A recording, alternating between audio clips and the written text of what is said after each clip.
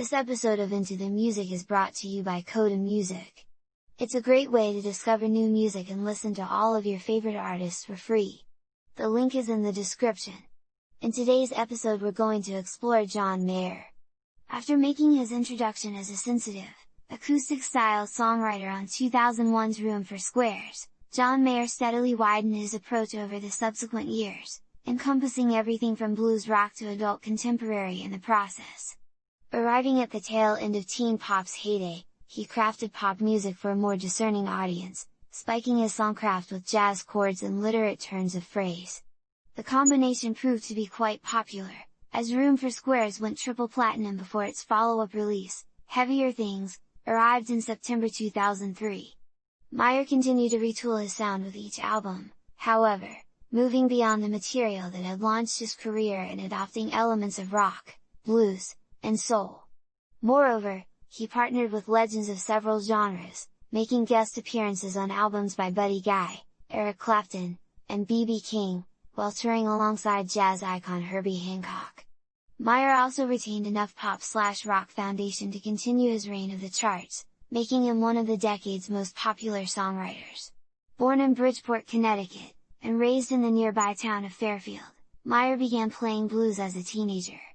By 1997, his skill on the electric guitar was enough to warrant admission into the Berklee College of Music, although Mayer dropped out after 2 semesters to pursue a songwriting career in Atlanta.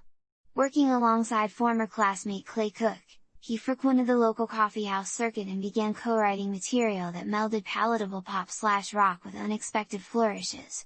Cook and Mayer parted ways shortly thereafter, however, with Cook joining the Marshall Tucker Band's touring lineup for several years.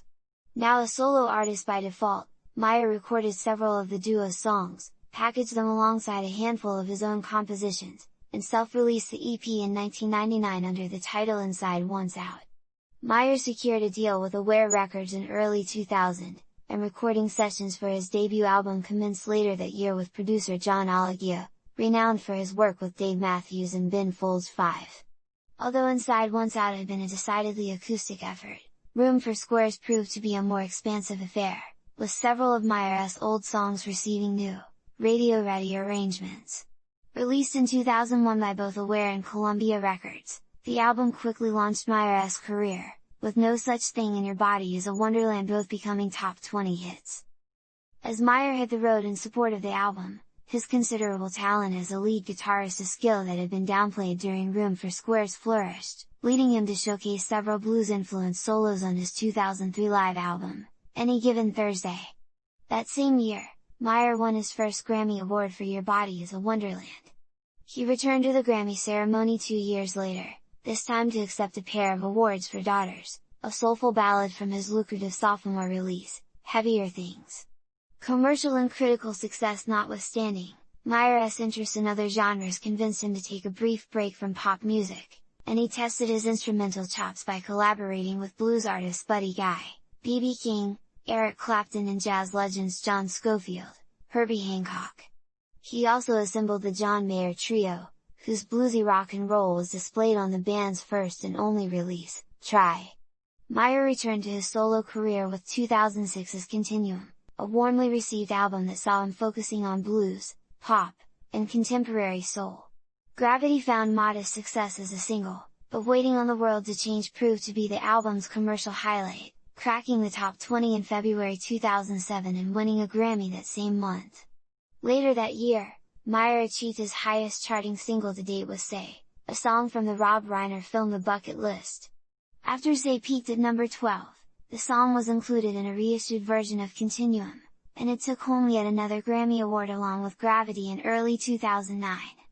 Mayer returned to the studio in 2009 and emerged with Battle Studies, featuring the single Heartbreak Warfare. Building upon Continuum's slick, adult contemporary sound, the album sold well. However, its release marked a tough period for Mayer's public image, as he was criticized for comments he made about ex-girlfriends Jessica Simpson and Jennifer Aniston during interviews for Rolling Stone and Playboy. Subsequently, Mayer deleted his Twitter account and took some time off from appearing in public and doing interviews. In 2011, while recording his 5th studio album, The Dawn was produced Born and Raised. Meyer revealed that he would be receiving treatment for granulomas found near his vocal cords. Following his surgery, Meyer completed the album and debuted the lead-off single, Shadow Days. A stripped-down affair, Born and Raised showcased a more rootsy, folk and country-tinged sound than his previous efforts. 3 months before the album's release, a recurrence of Meyer's granulomas forced him to cancel his subsequent planned tour and abstain from singing indefinitely while he received more treatment. Upon its release, Born and Raised became Meyer's first album to spend more than 2 weeks at the #1 spot on the Billboard 200 chart.